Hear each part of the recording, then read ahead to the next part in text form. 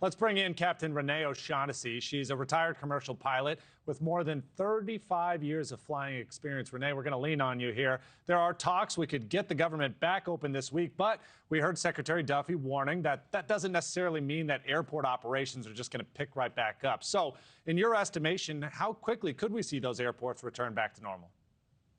Well, first of all, thank you for having me this morning. It's always a pleasure to be here with NewsNation. That's a tough call. You know, over the weekend, like your reporter said, we saw 5,000 flight cancellations nationwide, roughly 1,000 just on Friday, 1,500 on Saturday, and nearly 2,700 on Sunday, which are 10,000 delays. It's frustrating, but it was the right call to slow things down. Now, to answer your question, it's not like a flip of switch. This is a reactive situation and not a proactive. So when we put these programs into motion, we just can't go back to the way it was overnight. It's going to take just as much effort that we had to slow down as it will take to ramp up. There's a saying that we like to use in news, one that I don't love very much, but we use it very often, which is pack your patience. Is there any advice other than that we can be giving to travelers right now who are trying to take to the skies?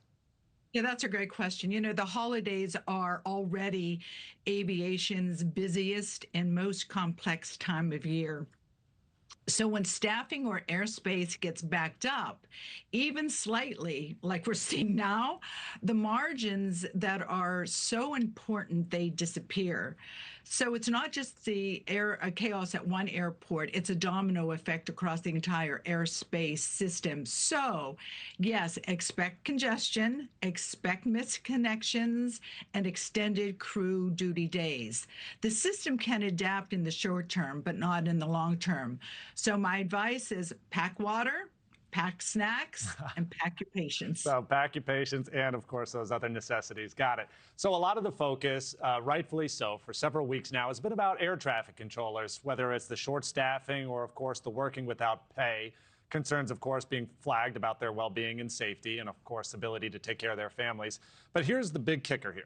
Secretary Sean Duffy says he's got between 15 to 20 controllers retiring per day during the shutdown. That seems like an enormous number to me. How does the FAA actually recover from this when the shutdown ends, but those people are still in retirement?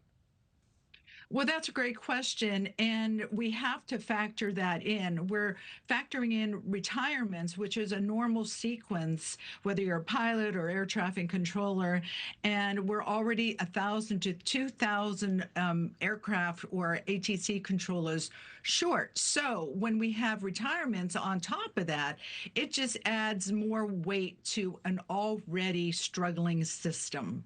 Thank you for watching. Subscribe below and download our NewsNation app right now on your phone, and you will get fact-based, unbiased news for all Americans.